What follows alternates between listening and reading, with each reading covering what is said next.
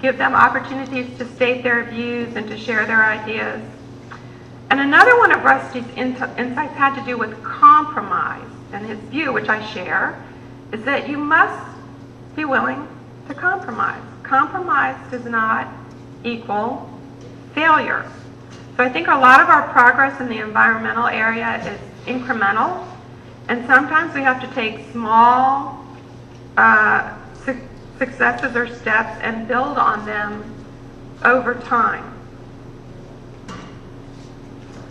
So these are just some practical considerations to be patient, because sometimes it can take multiple conversations about difficult issues.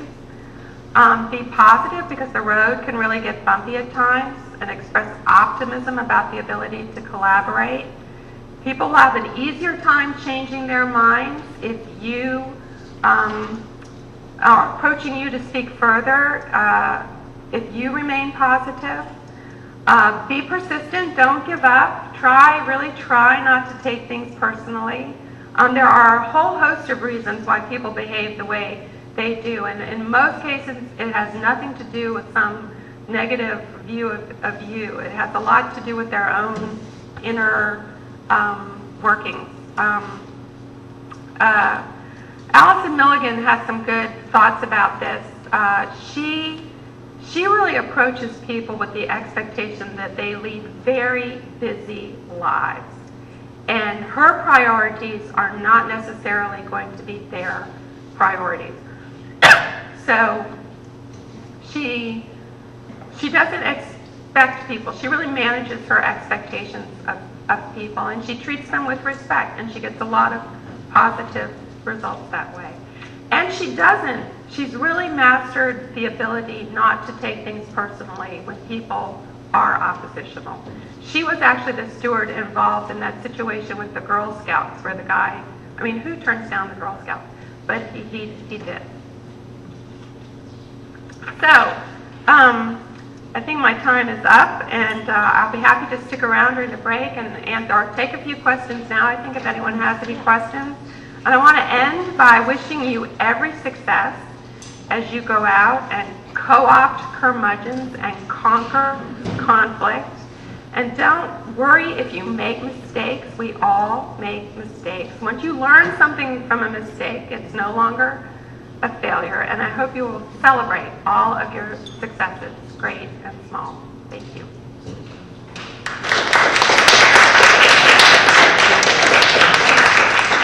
Are there any questions? We do have some time for questions and discussion, so, yeah. I have one. Suppose you are listening to somebody's objections, and you're doing level 2 listening, and you're ready to talk, but they are bringing not factual things, and they're repeating themselves over and over and over. Do you think this is more of a venting conversation? Are they just upset? They do over and over. They're vented. Uh-huh. Yeah, because then then... twice or 3 times, I assume that they vented. Mm-hmm. Well, is this someone that you need? Well, is this someone that you need their approval or their agreement to do a project, or? Yeah, right. Yeah. So we can talk offline about this too. But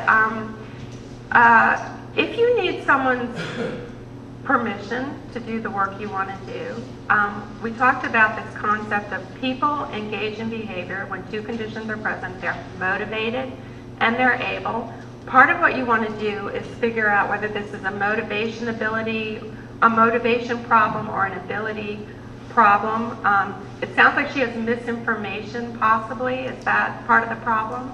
Yeah, so helping someone get over their misinformation, sometimes you can't be the messenger. So one option, it really depends on the situation, is if there are other people in the community who might have some influence with this person, and you can persuade them to go speak with her. Let me share another technique that Allison used. Allison noticed in her community that people were really against rain gardens.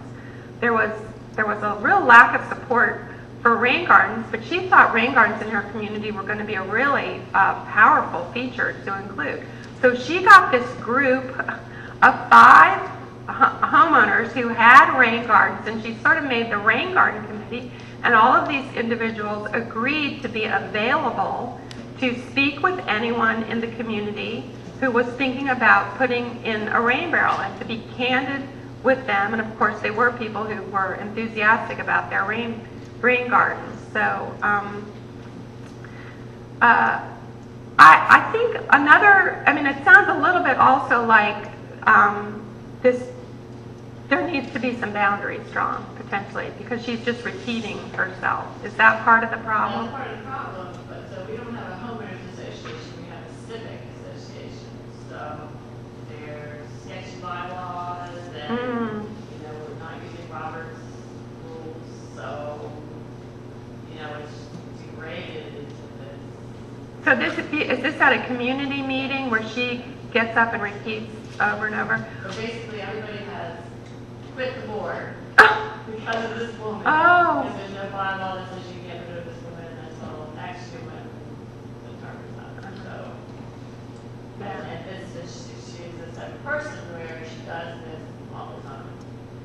And people just, you know, have so I just wanted to add things in. Well, I would be happy to talk with you in more detail about that. I can give you my card and we can talk about some of the factors that are at play there. But if you have this kind of free-for-all situation where you haven't agreed up front that this is how this meeting is going to proceed, it can be hard to contain people. But if you can get people to say, look, it's perfectly reasonable for us to agree on a process and get people and enforce the process, then maybe you can have some more productive communications with her.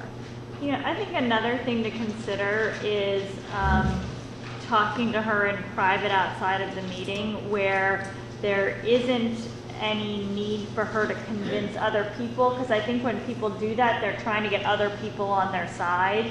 And so if you can have a conversation with her that's outside of that situation, it might be helpful. And then the other two other ideas, one is you can also ask, how could we change this project? What change could we make that would make this better for you? So sort of to make it more solution oriented instead of just negative. And then the third thing is, sometimes you just can't change people's minds, and sometimes you just have to do a different project or a different thing. And I'll give you an example. I live in one of the windiest places in this state, and I had a proposal before my community association to erect a wind turbine that would pay for our energy and pay for itself in 3.5 years if we only put toward it the money that we were spending on our electric bills. So fiscally, you know, really great project. People did not object to the look of the wind turbine. They didn't object to the sound. What they objected to was, what if this thing breaks and we can't get anyone to fix it?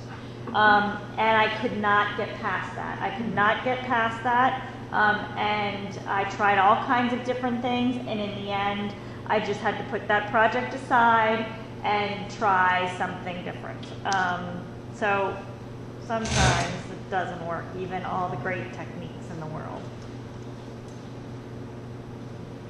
Any other questions?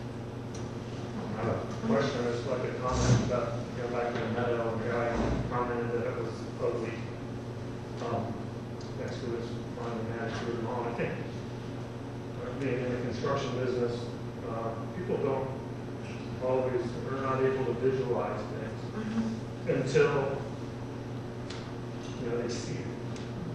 So that would be something to keep in mind. No matter how much you talk about what you're doing, they might not really notice until it's actually going in. So. That's a good point.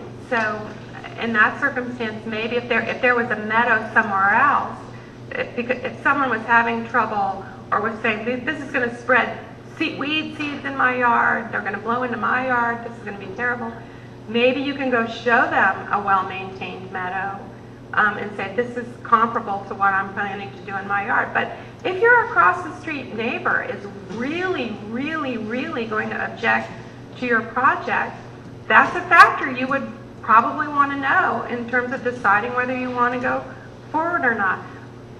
Thank you for that comment. Was there another question? No? Okay. Thank you very much.